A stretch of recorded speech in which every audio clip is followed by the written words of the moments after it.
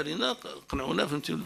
كتقول استفدتي من الربيع العربي، وعلاش ما تقولش الربيع العربي هو اللي استفد مني؟ زعما انا جيتكم ساهل ولا شنو؟ جاوبوني ولا ضحكوا شويه ولا اللي بغيتيو.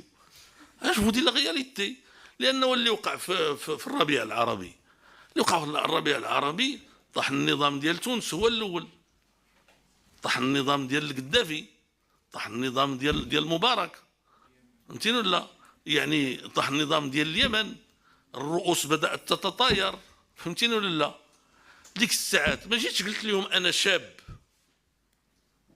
صوتوا عليا، تكلمت السي الشامي، نوض تكلم، والكلام ديالك يعتبروه الناس مهم ويخرجوه للصحافه ويجيبوك للتلفزيون ونشوفوك ونعرفوك وتبان لنا شامي حقيقي. ايوا انتهى الكلام. الشوامه انا عزاز عليا، وراهم بعدا بالمناسبه راهم هما اللي جابوا لي هذا الفضول، لان الوالد رحمه الله ولد بن كيران كيعرف غير التجاره، ما عنده دخل في السياسه. الوالده اللي كانت مع الاستقلال وحنا صغار وداك الشيء، راه كان انا اعزكم كثيرا، وحنايا كنقولوا الشوامه الكحل حيت الشوامه كاين فيهم البيض ماشي بحالك، بيض حقيقيين. شوف السي حسن السي هذا وكاين الكحل حنا كنعتبروا الكحل لانه خمريين واحد شويه. تبعتيوني ولا ما تبعتيونيش وليداتي؟ خاصكم تكونوا فاهمين انه في الربيع العربي لو بيي ايتي اون دونجي، لو بيي ليطا ايتي اون دونجي، لا مونارشي ايتي اون دونجي. ملي تشوف الرؤوس تتطاير، شكون اللي تكلم الاول؟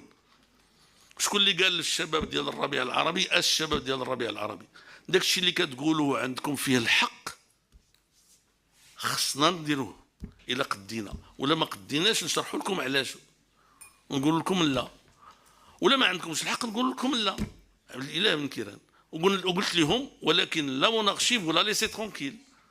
لا مونارشي هذه واحد الاساس، كاين دو بيليي سور ليكيل لو ماروك روبوز، الاسلام الملكيه، هادو ان با توشي.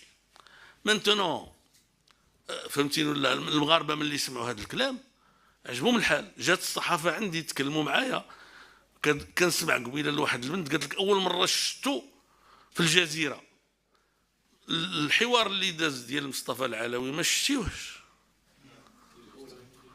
ديال الاولى، يرجعوا شوفوها وليداتي. وملي قالت له ملي قال لي واحد الصحفي قال لي السي بن كيران واش وجدتي راسك لا تكون انت رئيس الحكومه؟ قلت له علاش انا جيتك ما واجدش،